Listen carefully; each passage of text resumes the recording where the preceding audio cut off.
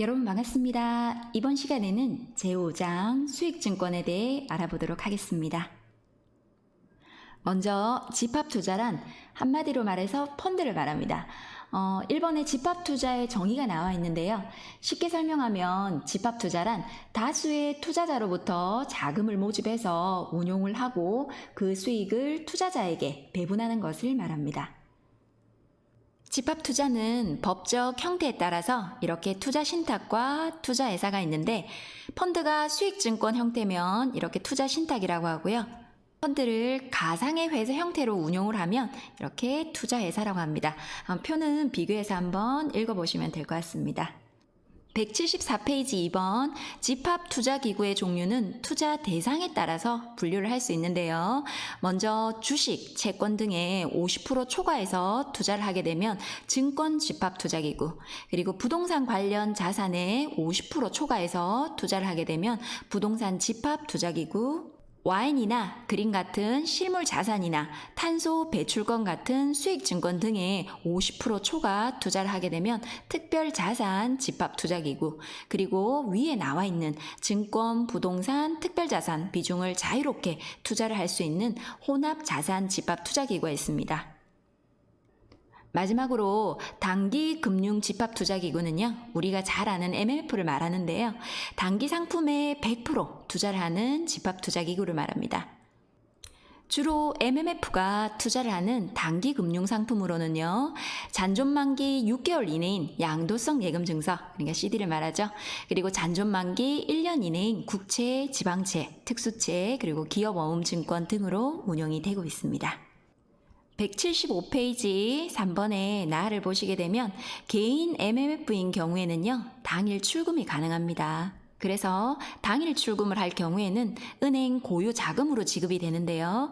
일정 금액 범위 내에서만 지급을 할 수 있습니다. 금액이 얼마냐면 MMF별 판매 규모의 5%와 그리고 100억 중에서 큰 금액 범위 내에서만 지급을 할 수 있습니다. 176페이지 3번에 특수한 형태의 집합투자기구가 나와 있는데요. 여기서 먼저 환매금지형 집합투자기구는 말 그대로 펀드를 신규한 후에 환매 청구에 의해서 그 투자 자금을 회수하는 것이 불가능하도록 만들어진 집합투자기구를 말합니다. 종류형 집합투자기구는요, 동일한 펀드 안에서도 다양한 클래스가 있는 펀드를 말합니다. 그래서 밑에 예시를 보게 되면요, 이렇게 클래스에 따라서 수수료와 보수가 각각 다르다는 것을 알 수 있습니다. 그럼 클래스 A와 그리고 클래스 C를 한번 비교를 해보게 되면 클래스 A는 선취 판매 수수료는 이렇게 1%가 있지만 신탁 보수가 이렇게 적고요. 그리고 클래스 C 같은 경우에는 선취 판매 수수료는 없지만 신탁 보수가 이렇게 1.65%로 클래스 A보다 많다는 것을 알 수 있습니다. 그래서 클래스 A는 선취 판매 수수료 1%가 부담은 되지만 연중 내내 발생하는 보수가 저렴해서 장기 투자할 때 고객에 유리하고요. 그리고 반면에 클래스 C 같은 경우에는 선취 수수료가 없기 때문에 단기 투자할 때 유리하다고 할 수 있습니다. 177페이지 다에 보시면 이연 판매 보수 적용 집합투자기구가 있는데요. 이연 판매 보수 적용 집합투자기구는 일정 기간 이상 투자를 할 경우에 높은 판매 보수에서 낮은 판매 보수로 자동으로 전환하는, 그러니까 이연되도록 한 집합투자기구를 말합니다. 라의 전환형 집합투자기구는요, 엄브렐러 펀드라고도 하는데 엄브렐러가 뭐죠? 네, 우산이죠. 그래서 하나의 펀드 아래 여러 가지 다양한 펀드가 이렇게 우산살처럼 뻗어 있다고 해서 엄브렐러 펀드라고 합니다. 엄브렐러 펀드의 장점은요, 자기들끼리 교체 투자, 그러니까 전환을 하더라도 환매 수수료가 없다는 게 특징입니다. 178페이지 모자형 집합투자기구. 여기서 모자라는 거는요, 엄마와 자식을 말하는데요. 한마디로 펀드를 상하 구조로 나누어서 자투자기구에 매각된 자금을 모투자기구에 투자를 하는 것을 말합니다. 그래서 모자형 집합투자기구는요, 다음 요건을 충족을 해야 되는데요. 먼저 자집합투자기구는 모 집합투자기구의 집합투자증권 외에는 다른 집합투자증권을 취득하는 것을 허용하지 않고요. 그리고 자집합투자기구 이외에 또 다른 집합투자기구가 모 집합투자기구의 집합투자증권을 취득하는 것을 허용을 하지 않습니다. 마지막으로 자집합투자기구와 모 집합투자기구는 집합투자업자가 동일해야 됩니다. 그래서 결론은 뭐죠? 네, 모자끼리는 한 집에 살아야 된다는 거죠. 179페이지 4번에 일반적 분류에 의한 집합투자기구가 있는데요. 그럼 펀드 분류를 한번 해볼게요. 먼저 환매 여부에 의한 분류로 언제든지 환매를 할 수 있으면 개방형 투자신탁, 그리고 해지 전까지 환매가 안 되면 폐쇄형 투자신탁, 그리고 나를 보시면 신탁 재산 원본의 추가 가능 여부에 따라서 추가 투자를 할 수 없으면 단위형 투자신탁, 그리고 추가 투자를 할 수 있으면 추가형 투자신탁. 모집 방식에 의한 분류로는 누구나 가입할 수 있으면 공모형 투자신탁, 그리고 특정 대상 49인 이하로 가입이 가능하면 사모형 투자신탁. 마지막으로 입금 방식에 의한 분류로 임의로 설정 환매가 가능한 경우에는 임의식 투자신탁, 그리고 적립식 투자신탁이 있습니다. 180페이지 마에 투자자 및 투자 지역에 따른 분류가 있는데요. 여기서 보통 헷갈리는 게 해외 투자 펀드와 그리고 해외 펀드입니다. 둘 다 이렇게 전 세계 주식 채권에 투자를 하는 건 맞는데 해외 투자 펀드는 국내 자산 운용사에서 운용을 하고요. 그리고 해외 펀드는 외국에 있는 이렇게 자산 운용사에서 운용을 하는 게 특징입니다. 그래서 해외 펀드는 펀드 설정 지역이 이렇게 해외가 되고요. 그리고 해외 투자 펀드는 펀드 설정 지역이 이렇게 국내가 됩니다. 이번에는 182페이지 수익증권 일반 알아보도록 할게요. 4번에 기준가격이란 주식은 보통 한 주에 얼마, 두 주에 얼마라고 한다면 펀드의 기준가격은 한 자당 1원입니다. 그런데 이 거래 단위가 너무 작다 보니까 아무래도 계산하기가 불편하겠죠. 그래서 펀드의 최초 판매 기준가격은요, 이렇게 1000자당 1000원으로 합니다. 183페이지 나에 펀드의 과표 기준 가격이란 실제 수익의 과세가 되는 기준 가격을 말하는데요. 펀드 투자 시의 대표적인 수익원으로는 채권은 채권의 이자 소득, 그리고 채권의 매매 손익이 있고요. 그리고 주식에서 발생할 수 있는 수익은 이렇게 주식 배당 소득과 주식 매매 손익이 있습니다. 여기에서요, 채권의 이자 소득, 매매 손익, 그리고 주식 배당 소득은 이렇게 과세가 되고요. 그리고 주식 매매 손익인 경우에는 이렇게 비과세가 됩니다. 그래서 예를 들어 펀드 기준 가격이 이렇게 1000원에서 1050원으로 이렇게 올랐는데 오른 이렇게 50원 중에서 주식 매매 손익이 40원, 그리고 채권 매매 손익이 10원이라면 과표 기준 가격, 그러니까 과세가 되는 기준 가격은요, 1050원이 아니라 이 1010원이 되겠죠. 184페이지 8번에 수수료는 펀드 투자자가 펀드에 투자하는 대가로서 지불하는 비용인데요. 여기서 판매 수수료는 납입 금액 또는 환매 금액의 최대 이렇게 2%를 한도로 해서 판매 또는 환매 시에 일시로 받거나 분할해서 받을 수 있습니다. 선취 판매 수수료가 대표적인 판매 수수료라고 할 수 있겠죠. 그리고 판매 보수는요, 판매회사가 투자자에게 지속적으로 제공하는 용역의 대가로 받는 금전으로 집합투자재산 연평균 가액의 이렇게 1%를 한도로 하고요. 다만 투자 기간에 따라 판매 보수율이 감소하는 경우에는 이렇게 1.5%를 한도로 합니다. 185페이지에 판매 보수와 그리고 선취 판매 수수료 이렇게 비교표가 나와 있는데요. 어떤 장단점이 있는지 여러분 한번 살펴보고 넘어가면 좋을 것 같습니다. 187페이지 수익증권 신규에서 흐름도를 먼저 한번 살펴보게 되면 먼저 투자자 이렇게 정보 확인서로 투자 경험, 재산 상황, 투자 목적 등을 파악을 하고 그 분석 결과를 점수화해서 안정형, 위험 중립형, 공격형 등 고객의 투자 성향을 이렇게 분류를 할 수 있습니다. 그리고 이때 투자 성향 진단 결과 확인서 두 부를 출력해서 한 부는 고객에게 제공을 해야 되고요. 최근에는 완전 판매를 위해서 투자 정보 확인서 전산 출력분뿐만 아니라 고객이 자필한 원본도 함께 보관해야 된다는 거 다들 알고 계시죠? 그리고 고객 투자 성향이 진단이 되면 투자 성향에 맞는 펀드를 2가지 이상 추천하게 되고요. 그리고 펀드 설명 시에는 투자 설명서나 이렇게 간이 투자 설명서를 이용을 해서 설명을 하고 이를 고객에게 교부를 하게 됩니다. 그리고 설명을 들은 투자자가 펀드 매수를 원할 경우에는 집합투자상품 신규 가입서에 펀드명 등 자필로 기재를 받게 됩니다. 188페이지 수익증권 통장을 신규할 때 세부 내용 몇 가지를 살펴보면요. 투자자 정보 확인서를 이용을 해서 고객 정보를 확인하고 고객 투자 성향과 투자 목적에 맞는 그런 펀드를 추천을 해야 됩니다. 그리고 대리인이 내점을 해서 투자자 정보를 파악을 할 경우에는요. 대리인과 투자자 신분증, 그리고 집합투자상품 투자 위임장, 그리고 인감증명서 등 대리권을 증빙할 수 있는 서류를 지참을 해야 됩니다. 그리고 부모가 미성년자 이렇게 명의로 해서 신규를 하는 경우에는 가족관계 확인 서류에 의해서 위임장 생략은 가능합니다. 2번째로 수익증권 계좌개설 신청서 상에 이렇게 펀드명, 종류, 구분 등은 고객이 직접 자필로 기재를 해야 되는데요. 예시를 한번 살펴보게 되면 펀드 신규 가입 신청서상에 이렇게 DB 바이오 헬스케어 증권 투자 신탁 제1호 주식 클래스 A라고 자필로 기재되어 있습니다. 그리고 대리인이 신규를 할 때는 이렇게 금융투자상품 투자 위임장 반드시 꼭 진구를 해주셔야 되는데요. 여기 나와 있는 진구 서류도 한번 참고로 봐주시면 될 것 같습니다. 188페이지 가로 4번에 수익증권 신규 시에는 투자 설명서나 이렇게 간이 투자 설명서를 이용해서 상세히 설명을 해야 되고요.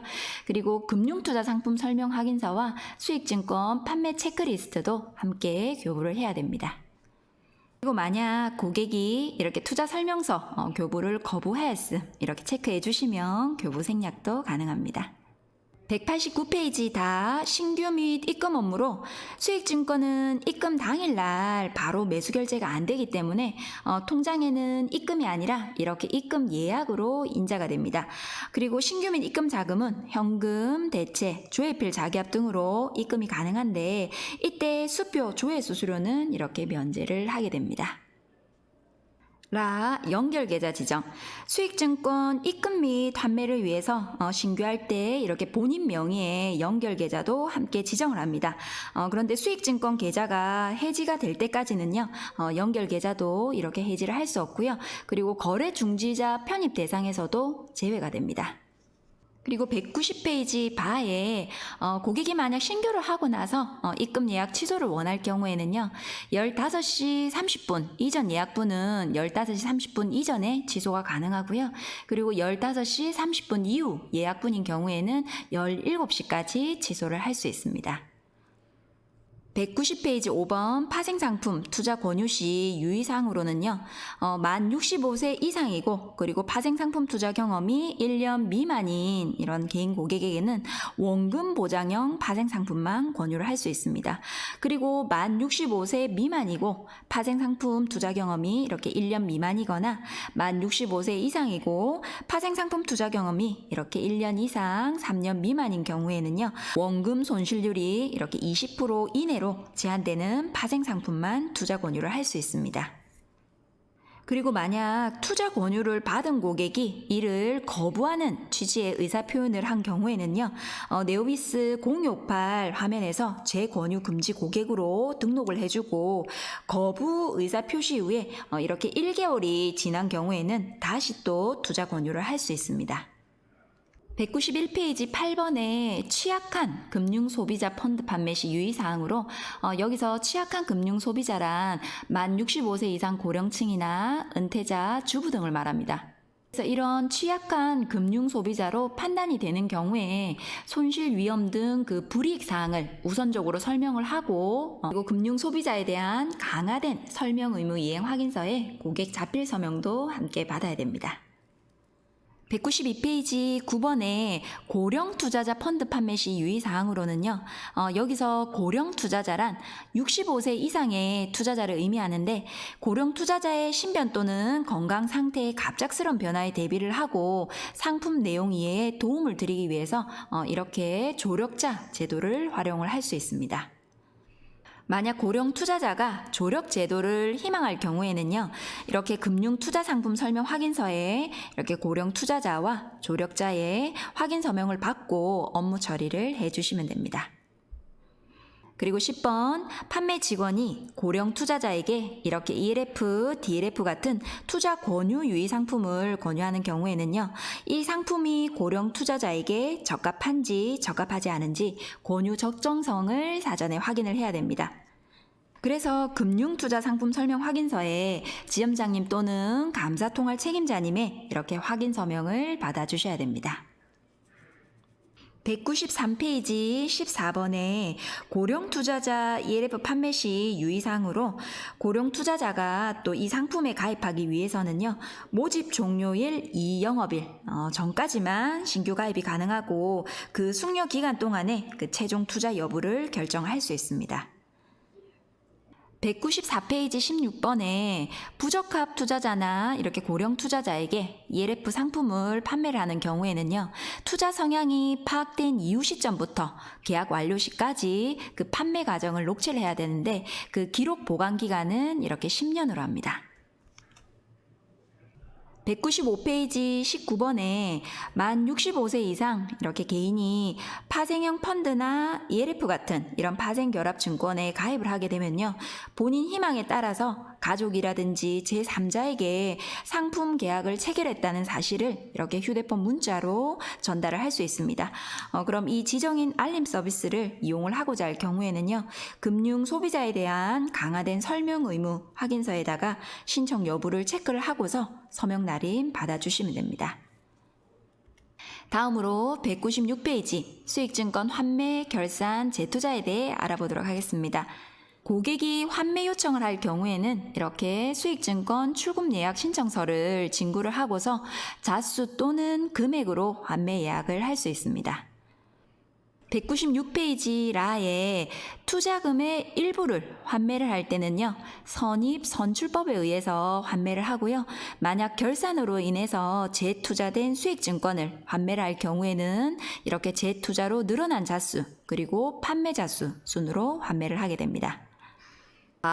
환매 신청한 수익증권 계좌가 이렇게 대출 담보로 제공된 경우에는요, 바로 연결 계좌로 입금되는 것이 아니라 이렇게 가수금 계정, 대출금 관계 항목으로 해서 입금이 되고요.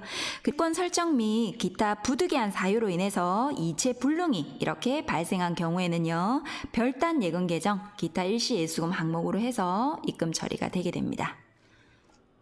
197페이지 3번 환매 시 적용 기준 가격으로 앞전에도 얘기했지만 개인 MMF인 경우에는요, 고객이 당일 이렇게 지급을 요청하는 경우에 당일의 기준 가격을 적용해서 당일 지급이 가능한데 펀드별 100억 또는 펀드별 순자산 총액의 5% 중 큰 금액 범위 내에서 당일 지급을 할 수 있습니다.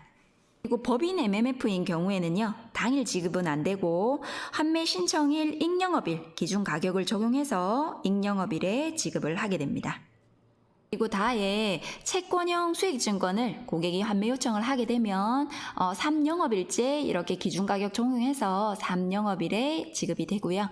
그리고 주식형 수익증권인 경우에는요, 고객이 15시 30분 이전에 환매 청구를 하면 2영업일째 기준가격 적용해서 4영업일에 입금이 되고, 그리고 15시 30분 이후에 환매 청구를 하게 되면 3영업일째 기준가격 적용해서 4영업일에 입금이 되게 됩니다.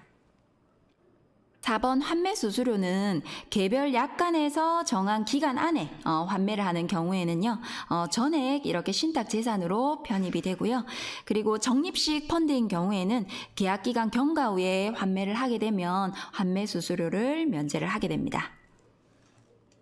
198페이지 6번의 이익계산. 보통 펀드는 1년에 한 번 결산을 통해서 이익금을 나눠주게 되는데, 이때 이익이 발생했다면 기준가를 1,000원으로 낮춰주고 이를 좌수로 돌려주게 됩니다. 이를 재투자라고 하고요. 그리고 결산은 펀드의 최초 설정일로부터 매 1년 상당일 및 환매 지급일에 실시를 하게 됩니다. 201페이지 수익증권 사후관리로 펀드를 가입한 고객에게는요, 이렇게 자산운용 보고서를 매 3개월 1회 이상 전자우편이라든지 서면으로 고객에게 제공을 해야 됩니다. 이 외에도 운용 전문 인력이 변경이 됐다든지, 그리고 환매 연기가 됐다든지, 그리고 금융감독위원회가 정한 부실 자산이 발생한 경우에는 이렇게 수시 공시를 해야 됩니다. 202페이지 4번 대출 및 담보 제공. 펀드도 담보 대출이 가능하긴 한데 주식이 몇 프로 들어갔느냐에 따라서 회수 인정 비율이 달라집니다. 그래서 대출 한도 산정은요, 채권형 또는 주식 운용 비율 30% 이하인 혼합형인 경우에 그 평가 금액의 90%까지, 그리고 주식 운용 비율 30% 초과 60% 미만 혼합형인 경우에는 평가 금액의 80%까지, 마지막으로 주식 운용 비율 60% 이상 주식형 또는 파생 상품인 경우에는요, 그 평가 금액의 50%까지 대출이 가능합니다. 그리고 여기서 이 기준 가격은 원금이 아니라 이렇게 평가 금액이라는 거 알아두셔야겠죠. 203페이지의 5번 펀드 잔고 통지는요, 최소 매월 1회 이상 통지를 해야 되고요. 여기서 상장형 펀드라든지 그리고 MMF는 통지를 하지 않습니다. 그리고 원칙적으로 모든 투자자를 대상으로 해서 통지를 하긴 하지만 전문 투자자라든지 펀드별 투자 평가 금액이 10만 원이 안 된다든지, 그리고 본인이 통지 수령을 거부한 투자자인 경우에는 별도로 통지를 하지 않습니다. 자, 그럼 페이지를 쭉 넘겨서 210페이지 수익증권 종류와 위험 한번 같이 살펴볼게요. 이번에 이렇게 운용 방법이 나와 있는데요. 여기서 시가총액이란 발행된 주식의 현재 평가 금액의 총합을 말합니다. 그래서 시가총액 상위 100종목까지는 이렇게 대형주라고 하고요. 그리고 101위부터 300위까지는 중형주, 그리고 그 이하를 이렇게 소형주로 분류를 할 수 있습니다. 그리고 운용 전략과 수익 원천은 표를 한번 살펴볼게요. 고배당 또는 고배당이 이렇게 예상되는 기업에 투자하는 경우에는 배당주라고 하고요. 그리고 본래 가치보다 저평가된 회사에 투자를 하게 되면 이렇게 가치주, 기업의 현재 가치 그리고 미래 이익이 우수한 기업으로 그 시장 국면을 대표하는 기업에 투자하는 경우에는 대표 우량주, 그리고 기업 매출 또는 이익 성장성이 시장 평균 대비해서 높은 그런 기업에 투자를 하게 되면 성장주라고 합니다. 중소형주는 시가총액이나 기업 규모는 작지만 매출과 이익 성장성이 그런 높은 기업에 투자하는 것을 말하고요. 그리고 인덱스는 코스피 200 지수를 추종하는 그런 투자 수익을 추구하는 것을 말합니다. 자, 211페이지에 60% 이상을 채권 및 이런 채권 관련 파생 상품에 투자를 하는 경우에 채권형 펀드라고 하고요. 이런 채권 펀드는 유형이 다양한데 그럼 하나씩 살펴보게 되면 만기 1년 이내 단기 채권 펀드, 그리고 만기 1년 이상 장기 채권 펀드, 그리고 국가가 발행하면 국제 펀드, 기업이 발행하면 회사채 펀드, 그리고 전 세계 채권에 투자를 하면 이렇게 글로벌 채권 펀드라고 합니다. 이머징 채권 펀드는 전 세계의 그 이머징 국가의 달러 채권이라든지 현지 통화 채권에 투자를 하게 되고요.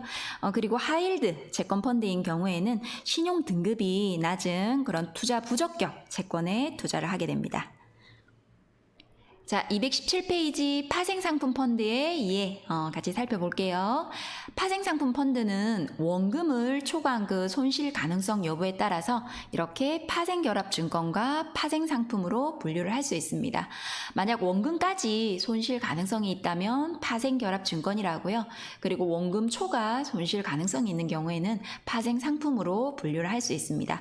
그럼 파생상품 펀드를 종류 몇 가지 살펴보면, 먼저 219페이지 5번의 파생형 인덱스 펀드는요, 코스피 200 같은 지수를 추종하는 펀드입니다. 그래서 주가지수 상승률 그만큼의 수익을 추구한다고 해서 패시브 펀드라고도 하고요. 반대로 액티브 펀드인 경우에는 시장 수익률을 초과하는 그 수익률을 올리기 위해서 적극적으로 운영하기 때문에 그만큼 변동성이라든지 리스크가 클 수밖에 없겠죠. 6번 구조화형 펀드는요, 코스피 200을 기초자산으로 해서 주가가 내리면 주식을 더 사고, 그리고 주가가 오르면 주식을 매도해서 차익을 챙기는 전략을 말합니다. 그래서 지수가 오르고 내리고 반복되는 장세에서 이렇게 꾸준한 수익이 발생할 수 있습니다. 자, 7번 커버드 콜 펀드인 경우에는요, 한마디로 주식을 사는 동시에 주식을 살 수 있는 권리인 콜옵션을 파는 전략을 구사하는 펀드입니다. 여기서 콜옵션이란 만기일이나 만기일 이전에 미리 정한 그 행사 가격으로 살 수 있는 권리를 말하는데요. 예를 들어서 10,000원짜리 주식을 사놓고서 똑같은 주식을 11,000원에 살 수 있는 이런 콜옵션을 매도를 한다는 거죠. 그래서 만약 지수가 9,000원으로 하락을 하게 되면 내가 가지고 있는 현물은 손실이 커지지만 그래도 여기서 콜옵션을 매도함으로써 얻는 이 옵션 프리미엄이 있기 때문에 어느 정도 손실이 줄어들 수 있습니다.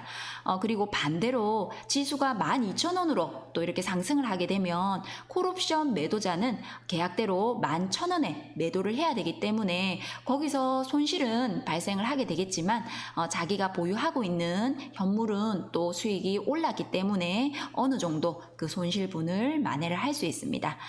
이 커버드콜 펀드는요, 이렇게 시장이 보합일 때 좋은 투자 방법이 될 수 있습니다. 자, 220페이지 8번 프로텍트 풋펀드인 경우에는요, 현물을 보유한 상태에서 풋옵션, 그러니까 주식을 팔 권리를 말하죠. 이 풋옵션을 매수를 해서 주가 하락을 방어하는 펀드를 말합니다. 원래는요, 그 현물만 보유하고 있으면 주가가 하락했을 때 손해를 볼 수밖에 없지만 주가가 하락하더라도 더 높은 가격에 팔 수 있는 풋옵션을 행사를 하게 되면 주가 하락 시 방어를 할 수 있겠죠. 9번 시스템 운용 펀드는요, 정해진 매매 조건과 방식에 따라 그 미리 짜여진 그 프로그램을 통해서 자동적으로 주식 매매가 이루어진 펀드를 말합니다. 그래서 이때 펀드 매니저의 주가는 배제를 하고 시스템에서 보내는 그 매매 신호에 따라서 기계적으로 파생상품 거래를 하게 됩니다. 10번 뱅크론 펀드는요, 금융기관이 신용등급이 낮은 BBB- 미만의 기업에 자금을 대출하고 이자를 받는 대출채권에 투자를 하는 펀드를 말합니다. 그래서 저신용등급 기업 대출에 간접적으로 투자하는 상품이다 라고 생각하면 될 것 같습니다. 221페이지 12번의 롱숏 펀드는요, 매수와 매도 전략을 동시에 구사하는 펀드를 말합니다. 그래서 시장이 오르든 내리든 관계없이 더 오를 만한 건 사고, 그리고 덜 오를 만한 건 팔아서 안정적인 투자 성과를 추구하는 이런 전략이다 라고 생각하면 될 것 같습니다. 자, 222페이지 13번에 이렇게 ELS와 ELS 인덱스 펀드 이렇게 비교를 해놨는데 여러분들 아마 비슷해서 많이 헷갈려 하시는 것 같아요. 먼저 ELS는요, 6개월 기다려야 조기 상환 기회가 돌아오는 6개월 조기 상환 방식의 이런 펀드를 말하고요. 그리고 ELS 인덱스 펀드는 하나의 펀드 안에 신규 날짜, 상환 날짜 이런 게 다 다른 10개 이상의 ELS 펀드가 들어있기 때문에 내가 만약 신규를 하고 나서 중간에 뭔가 하나라도 상환이 되게 되면 1개월째라도 수익을 보고 해지를 할 수 있습니다. 그래서 여러분 ELS와 ELS 인덱스 펀드 어떻게 다른지 한번 비교해서 봐두시고요. 14번 TDF 펀드는요, 타겟 데이트 펀드라고 하는데 어떤 날짜를 타겟으로 했냐면 투자자의 은퇴 시점을 타겟으로 합니다. 그래서 처음에는 주식 비중을 늘려서 적극적으로 운용을 하다가 은퇴 시점이 다가올수록 점점 주식은 줄이고 채권 비중을 늘려서 포트폴리오를 안정적으로 조정하는 게 특징입니다. 참고로 이렇게 보시면 펀드 이름에 뭐 2025 그리고 2035, 2045 이렇게 되어 있는데 이건 20대, 30대, 40대가 아니라 은퇴 예정 시점이라는 거 알아두시면 좋을 것 같습니다. 마지막으로 223페이지 15번 부동산 펀드는요, 투자자로부터 자금을 모집을 해서 부동산을 매입, 개발, 운용해서 나오는 그 수익을 투자자들에게 다시 배당하는 형태의 펀드를 말합니다. 장점으로는요, 소액으로도 그 대형 부동산에 투자가 가능하고요. 그리고 전문가가 다 알아서 운용을 하기 때문에 그만큼 신경을 쓸 게 없겠죠. 그리고 단점으로는요, 만약 부동산 시장이 안 좋아지게 되면 그 매각 차익에 손실이 발생한다든지, 그리고 만기가 연기되는 환매 연기 가능성이 있습니다.